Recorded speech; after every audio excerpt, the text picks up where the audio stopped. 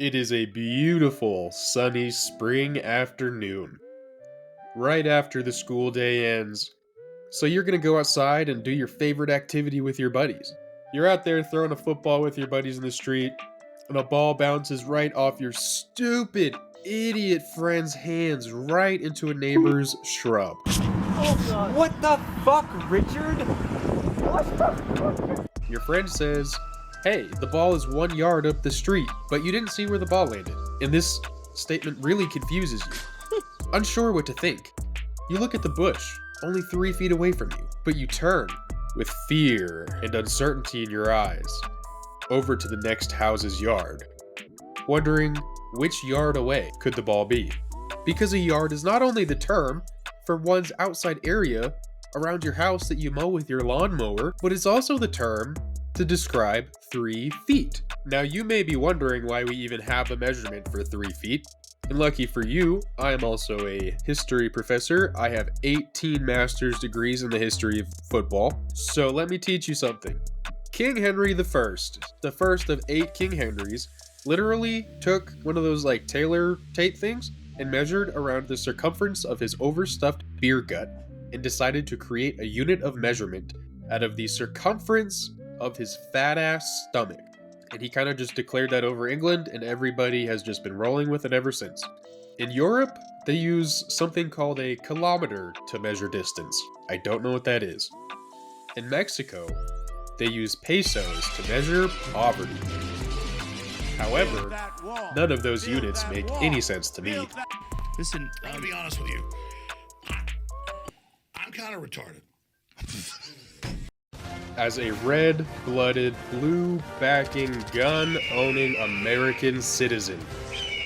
And here in America, we like to measure distances using everyday terminology, using things that we're all familiar with. You might have heard that we Americans really like using football fields as a unit of measurement. Football fields are 100 yards long for some very silly reasons. In 1871, the Fat Cats at Princeton University had a meeting and decided the field should be 500 feet long, which is over 166 yards, as to make room for each team's 25 players on the field at one time. That's 50 players playing football on the field total, every single play.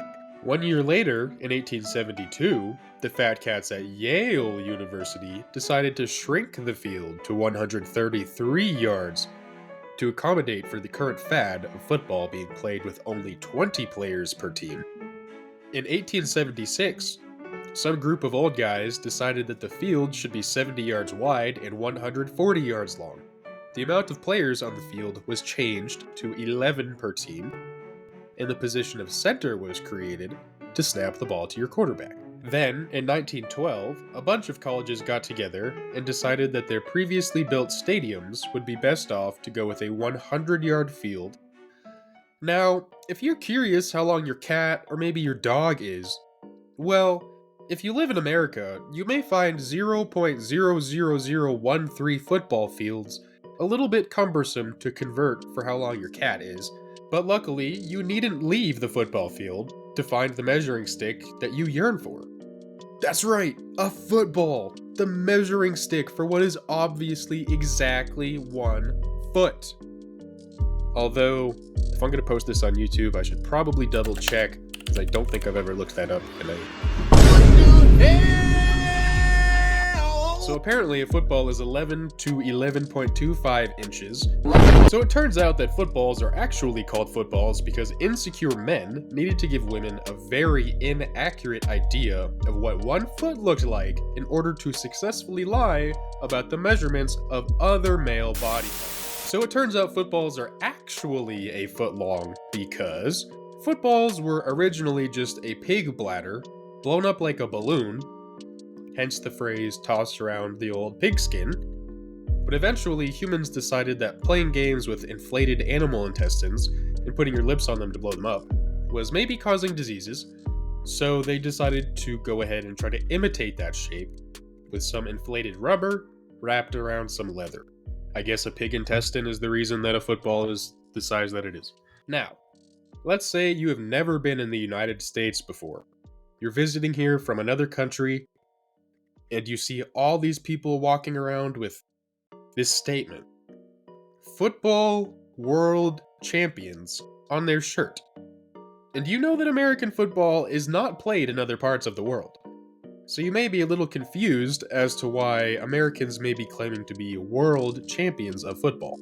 That is actually because of a very small, little forgotten fact that the United States of America is actually so great, and so big, and so wise, that if you took the entire world's landmass, including America, and put it inside of America, there is still a ton of space, because the United States is huge. It's actually so big that you can fit all of America, all 50 states, and the rest of the world just inside of Texas alone.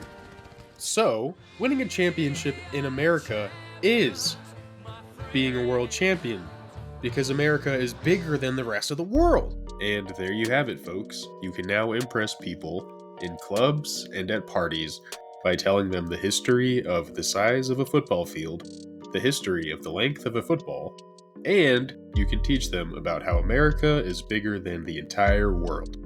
There are no jokes in this video, and everything I said is 100% completely true fact. And if for some reason you enjoyed this video, please like and subscribe so that we can make more videos for you. If you have any discussion points about my drunk uncle level ramblings today, or if you want to talk football, please do leave a comment, because we do read and try to respond to everybody.